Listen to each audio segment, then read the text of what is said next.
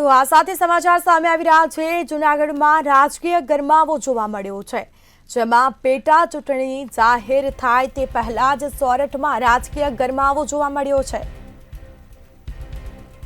આપ કોંગ્રેસ ભાજપ સાથે બાપુની પાર્ટી પણ જંગમાં સામેલ થઈ।